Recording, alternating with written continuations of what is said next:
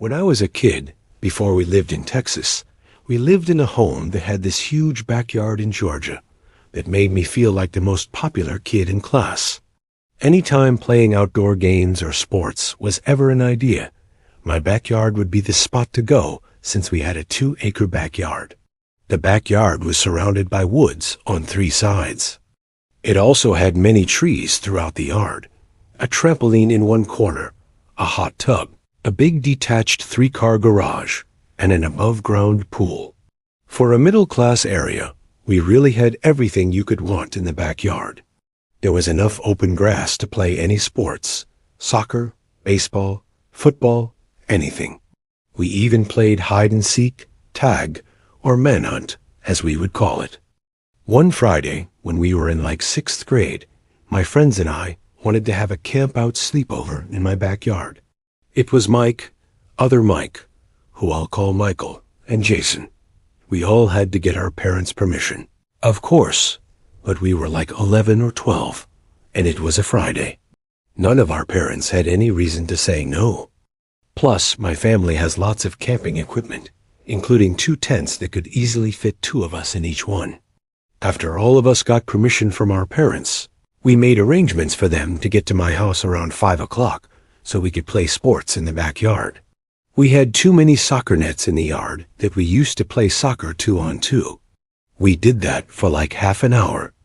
Then we played baseball for another, maybe half hour. And after just sitting around for a few minutes regaining our energy, my parents ordered pizza for us. So we ate around 6:30 or 7, if I had to guess. The sun was starting to go down a little bit now, so now came the time to set up the tents before it was too dark. I was pretty good with setting up tents because I was a Boy Scout, and we just recently learned how to set up tents. My friends kind of helped, but I did most of the work. By the time they were done, it was decently dark out. The backyard lights were on, giving a nice glow. It was now dark enough for us to play our favorite game, manhunt. There were a million spots to hide in the backyard. We played in pairs. It was Mike and I hiding first, and Michael and Jason would be hunting. Mike and I split up. Our goal was to get back to the home base point, which was the back door to the house. No camping by the door was allowed. The trampoline was in a far corner of the yard before the woods. I crawled under that to hide. When the hunters would start looking, they had to blow a whistle to let the hiders know they were starting. Once I heard the whistle, I stayed under the trampoline, waiting it out, watching the 2 of them in the distance, looking around. I was waiting for a good moment to creep closer to the back door. I had my sights on the hot tub, which was right next to the house. If I could make it over to hide behind the hot tub, I could beeline it to the back door. So, when both Michael and Jason had their backs to me, looking in different areas of the backyard, I sprinted towards the hot tub. And just as I got right behind it and ducked down, I heard one of the trash bins on the side of the house almost topple over.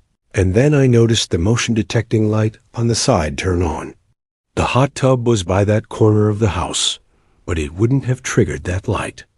I went to peer around the corner to the side yard, and I saw a tall person dressed in dark clothes speed walking away in the direction of the woods.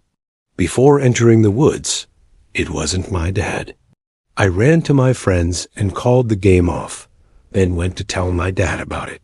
We came out and looked around the woods for a few minutes, and then checked the street for any unusual cars. Nothing and nothing. He said we should sleep inside tonight, which obviously bummed us out. We went inside and just played a game on my PlayStation. I again described to my friends what I saw. Just some tall guy walking into the woods on the side of the house after apparently almost knocking over one of our trash bins. We talked about just going back outside and sleeping in the tents since they were already set up anyway. And plus, what were the odds whoever that was still out there hours later? After we finished playing our game, we went back outside quietly to not wake my dad up. It's not like we were hiding the fact that we were going back out there, but we didn't want to advertise it either. We each had a sleeping bag. Mike and I shared a tent, while Michael and Jason shared the other. After a while of joking around and yelling things between tents, we started to quiet down and try to go to sleep. I wasn't asleep yet, but it seemed like Mike was.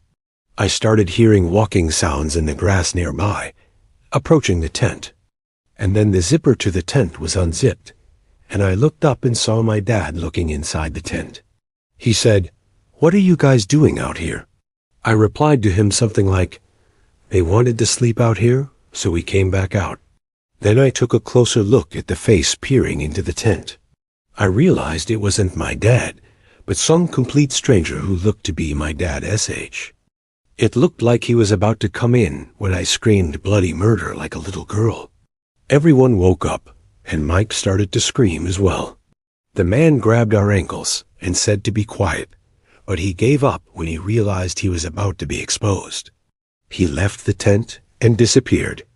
I told my friends to run inside the house, and as we were running to the house, my dad was already coming out the back door in response to our screams. I told him I don't know which way he went, but that the man from before was back. My dad ran around the yard, screaming and taunting the creep to come back if he has any balls. We heard it from inside the living room. My mom called the police, of course, and all that really happened when the police officer showed up was he took my recount of what happened, and I'm sure he made a police report, then left. It was good to have a police report, at least so that the cops would be aware of a creep going around. I'm not sure if that man ever came back to our property or not, or if he ever got in trouble for something similar. Either way, it was pretty traumatizing, and it could have gone much worse. This was a few years back, sometime in 2019. I was at a friend's house. I'll call her M for the sake of the story. I was pretty excited for this sleepover. I couldn't wait to talk about all the middle school drama. Now, something you might want to know is M's house was deep in the woods. I mean deep. Anywhere you looked, there was woods, and their nearest neighbor was about a half-mile away. But on the backside of her house was a cliff that led down to the ocean. The night at M's house started off pretty good. Our friend Sam was there too. We played truth or dare, hide and seek, and other teenage games. It was getting pretty late, but we decided to go on a walk down the gravel road that led to the other houses. Along the way, we asked her mom, and she said yes, so we started walking. After another 10 to 15 minutes, we saw a man who was walking on the other side of the street towards us.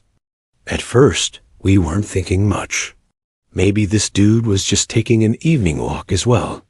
But something that didn't seem right was that this man was wearing pretty thick clothing. I'm talking it almost looked like snow gear, and not to mention, it was pretty warm out at that moment. It was like 60 outside. We all looked at each other as we passed the guy, and that's when it hit us. The stench, the disgusting smell coming off that guy. It was absolutely horrible. Words could not describe how disgusting that smell was. It was so bad that after we finally got a few feet away, my friend took a deep breath, almost like she had been holding it. One of my friends ran into the woods and almost threw up. At this point, we felt it was best to head back. Our friend who almost threw up was begging to go back anyway. We all agreed that it would be the best idea to head back. On our way back, we passed him again. This time, we held our breath before we passed him, but when we looked back, we realized he was no longer walking in the opposite direction, but instead, he was following us. This was really annoying. That disgusting-smelling man was now bringing his stench even closer. We had no choice but to speed up our pace. We started speed walking. We still had about a mile to make it back to M's house. As we began to speed up, so did the random disgusting-smelling dude. We all looked at each other, scared and annoyed. We picked up our pace even more, almost to the point where we were jogging, but of course, the man sped up even more. Now, at this point, we were running, and my friend Sam looked back, and then we heard it. Sam let out a blood-curdling scream as she looked back, which caused Em and me to look back as well. we saw still to this day absolutely horrifies me. This man was full-on sprinting at us. He had what looked like a knife or something sharp in his grasp. Sam and I started screaming as we were sprinting down the road. Our screams caused him to stop chasing us, and he eventually just stopped, but he didn't move. He just stood still, watching as we left. We didn't stay around to see what his intentions were. We just ran straight back to M's house. Once we got back, we slammed the door and decided on not telling her parents, as they were already asleep. We all went to the living room to finish setting up our sleeping areas. A few hours passed. It was about 2 o'clock M. at this point. We were watching something, I can't remember what, but I know it was some horror movie. Now, I mentioned her house was on a cliff for a reason. Because of this, her house has a lot of windows on the backside, overlooking the view. I was sitting on one of the couches that was set up right at the window. It was pitch black outside. All you could hear was the waves and occasional wind. All of a sudden, I heard footsteps outside. They sounded like they were right by the window. I told my friends, and M said it was probably the deer that always comes by. For 2 years now, M had been feeding this deer who always came up to this very window. I got pretty excited, as this meant this deer would come right up to my hand. I decided to look out the window, and I didn't see anything. It was too dark. I said that we should go outside to pet the deer, but M and Sam said no. They reminded me about what happened earlier, and I agreed, so we went back to watching the movie. Another hour passed, and we were all feeling tired. We turned off the TV and headed under our blankets. It was about 45 minutes later. M and Sam were fast asleep, but I felt like I couldn't rest. Something was up. I had this gut feeling that told me not to go to sleep, so I decided to look outside. The moon was just bright enough that you could see the ocean, so I spent a few minutes just staring outside. As I was staring outside, my eye caught something moving in the woods over to the left. I turned my head that way, but I saw nothing. I knew I saw something moving, so I grabbed a flashlight that was on the bookshelf, and I pointed it into the direction of where I saw the movement. Now, this was probably the worst idea I could have ever had, because when I did so, I saw that man again, but this time he didn't have any snow gear on.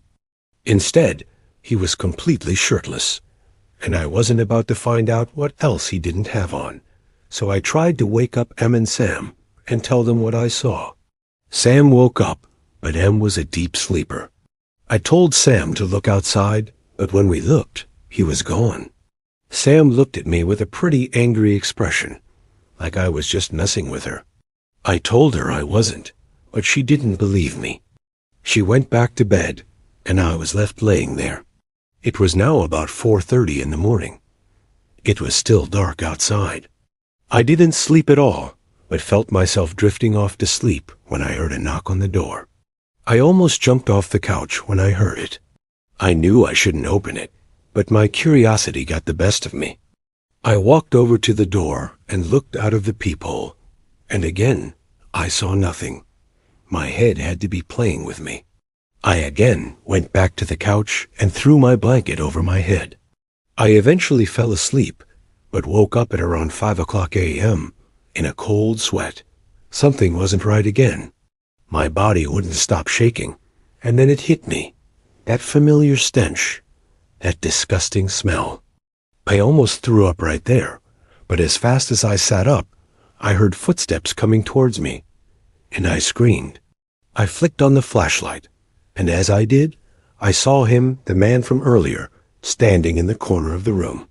My scream woke up Em and Sam, and they screamed too, and as we did this, the man bolted out of the house. Mem's mom and dad came running down the stairs, and after a few minutes, we told them everything that happened. Em's mom called the cops, while Mem's dad walked down the road with a shotgun, seeing if he could find the man. After that, once the police arrived and got all of our stories, I went home. My parents didn't tell me much when I got home. They hugged me for what felt like hours, and from that moment, I wasn't allowed at sleepovers anymore. Only now, years later, did I finally realize just how bad everything was.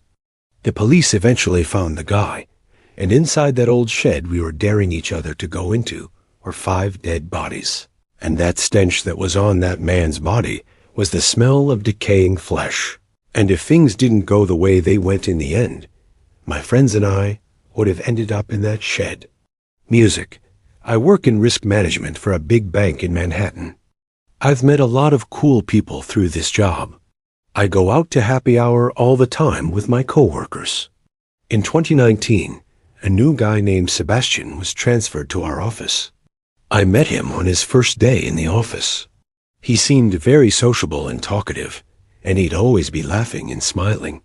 He went out to happy hour with us that Friday, and he truly was the life of the party, always talking about all his experiences, all the places he's been and things he's done.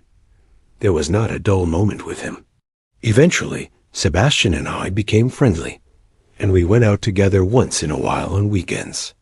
I came to realize that, more I got to know him, that a lot of what he said may have been fabrications. His stories about all these beautiful women he allegedly got with, all these stories of hanging with celebrities. I started to just take everything that he said with a grain of salt, but I kept hanging with him because he was just easy to hang out with and kind of funny. Sebastian, one day, invited me to go with him and his sister to their condo in St. Pete Beach, Florida. His mom is very wealthy, owning a place in Beverly Hills, Colorado, and St. Pete. She would be at the condo this particular weekend, so Sebastian said it would be fun. I invited my little brother to come along too. We all took the same flight. I met Sebastian's sister at the airport. She seemed pretty interesting, hard to explain, but she was a bit quirky. The condo was actually decently nice. It had 3 bedrooms. I'd never been in a condo with 3 bedrooms before. Sebastian and his sister took a room each, so my brother Tyler and I shared a room. I told him if we meet any girls, he's sleeping on the couch though. Since we landed late, it was past beach hour. We went out to some beach bars, which were pretty cool. It was a bit of an older crowd. Sebastian was getting really drunk, really fast though, for some reason. It was a chill vibe. I wasn't sure why he was downing shots of. I had to tell him to slow down. When he started getting aggressive with people, this was the first time I'd seen him like this. He was also going up to every last girl he saw and drunkenly hitting on them. And 9 times out of 10, the girl seemed uncomfortable. Tyler and I laughed until it wasn't funny anymore, and it was more so embarrassing being seen with him. At one point, a bigger guy got in his face for talking to his girl, and I had to pull Sebastian away and apologize to the guy to de-escalate things. As we walked away, Sebastian pushed me and called me a piece of for having his back. Tyler and I told him to just calm down. Even his sister was telling him to relax. Sebastian stormed off, I'm assuming back to the condo. His sister didn't say anything and just followed. This was an extremely bizarre start to the weekend. Tyler and I stayed and finished our drinks. These girls even came up to us and asked how we knew him, making a joke of it. We actually got their numbers. They were visiting too. They said they're going downtown later if we wanted to meet up, and we said we were down, so we after that. Sebastian, asking where they went, and he texted back immediately that they went back to the condo. Tyler and I walked back to the condo and let ourselves in. We expected Sebastian to be angry, but instead, the second we walked in, he jumped off the couch, all excited, like with a big smile on his face, saying, "Are we going out tonight, or what?" He was still definitely really drunk. I told him, "Yeah, we should chill out here for a bit first, though." Then I told him about the girls' numbers we got. Sebastian asked how many girls, and I said 2. His smile disappeared. Then Tyler, for some reason, Told him that the girls came up to us after he left, asking how we knew you. I think he was saying it as a joke, kind of trying to playfully rip on him a bit, which was a mistake. Sebastian stormed away into his room and literally slammed the door shut. I was realizing he must be extremely bipolar or something. I was getting off vibes now from both of them. I whispered to his sister, "Is he always like this?" And she replied, "Like what? Like what?" in a very standoffish way. "Never mind," I said. This was extremely uncomfortable. I was hoping maybe Sebastian would sober up, and tomorrow would be better. Tyler and I chilled in our room for a little while. Sebastian never came out. I went over and knocked on the door and asked if he wanted to come out with us. He didn't answer, so we eventually Ubered without them to meet those two girls at some big, clubby bar. As I was getting drunker, I got drunker. Sebastian started blowing up my phone with things like, "Where are you? How could you just leave me here? Your stuff is going in. Don't come back out here. I don't know why I invited you here." I showed him to Tyler, and I showed the girls, and everyone was concerned that something was wrong with Sebastian, and he was showing it now. As much fun as we were having with the girls, we had to Uber back to the condo before Sebastian really did something stupid. When we got back, Sebastian was just sitting on the couch alone, looking at the wall. I asked if he was okay. He looked at me, then looked away, and said, "Yeah, hope you had fun." Then he got up and went to his room and shut the door. Whatever, we went to bed. Tyler and I just stayed up talking to each other for about half an hour, about Sebastian and about life in general. Then suddenly, we heard footsteps on the wood floor outside. We stopped talking. The footsteps came over to the door, then stopped. We both heard it. I spoke up to Tyler on the top bunk, whispering, "I know that Sebastian is right outside the door." He whispered back, "I know." He must have had his ear up to the door or something, listening to us. We didn't say a word. A literal 5 minutes go by before we heard his footsteps walk away from the door. Then we heard him talking outside. He was laughing and saying stuff, but we didn't hear his sister saying anything. I wanted to see who he was talking to, so I crept over to the door and opened it. I looked into the living room, which was dark, but I saw Sebastian standing in the corner, leaning on the wall with one hand and his head down. He was laughing and talking to himself. I heard him say, "Joe is always such a stupid." And then he laughed and laughed again. "My name is Joe." I closed the door quietly, and went back to my bed bunk, the bottom bunk. I whispered to Tyler what I saw, and his response was simply, "What the?" I told him we should leave tomorrow morning and get a hotel, and he agreed. We agreed we should try to go to sleep. We tried, but the talking and laughing outside went on for another 10 to 15 minutes, and when it finally stopped, we heard the footsteps come back outside the door again, stopped for a minute, then go to his room, and then we heard his door shut. Finally, we felt safe and comfortable into sleep. By now, I was shot. I fell asleep pretty quickly, but I woke up probably only 20 minutes later. I sat up, knowing something had woken me up. I looked at the door, and in front of it was Sebastian standing there. I jumped and said, "Yo, what are you doing?" He then lunged at the bed, shouting, screaming, trying to strangle me, yelling, "You're a piece of..." Tyler had to grab him off me and throw him into the corner of the room. Sebastian yelled, "You suck, Joe. I invited you here, just for you to, on my life, and talk about me to my sister." I, of course, tried to calm him down and rationalize, but there was no rationalizing with crazy. We packed our bags, and called an Uber to a hotel, where we stayed until Sunday, and flew home.